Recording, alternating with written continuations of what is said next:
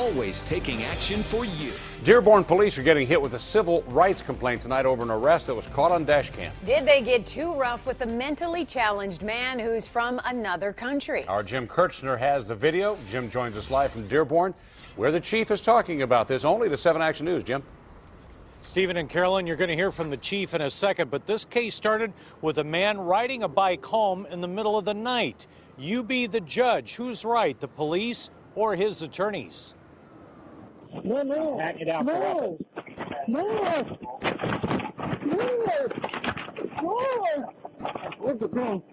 Stay on the ground. You're looking at 27-year-old Ali Beydoun, who attorneys say is mentally challenged. Moved here from Lebanon 6 years ago and speaks broken English. Dearborn police say they stopped him because they were investigating car thefts in that area and were checking him out.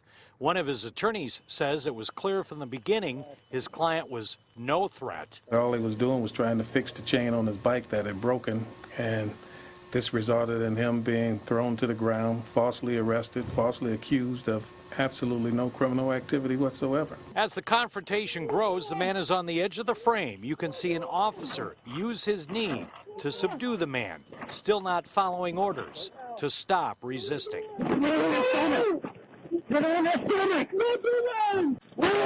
These strikes are very proper uses of force, and it's important to note that the officers made the report immediately after this and made full disclosure. Police put Beydoun into the cruiser and take him to a hospital. The attorney showed us this picture of their client taken a short time later showing facial injuries. They have filed a civil rights complaint and plan to follow it up with a lawsuit alleging excessive force, false arrest, and assault and battery. His face was shoved into the pavement of the road, and officers used their knee to subject blows of Mr. Beydoun to his midsection. After a complete review, we determined that proper police tactics were used that evening. Unfortunately, it turned out that the gentleman may have had mental issues.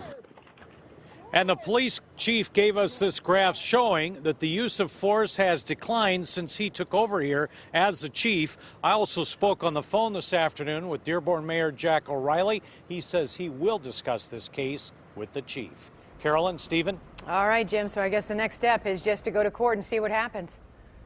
It will play out there, yes. Thank you much, Jim.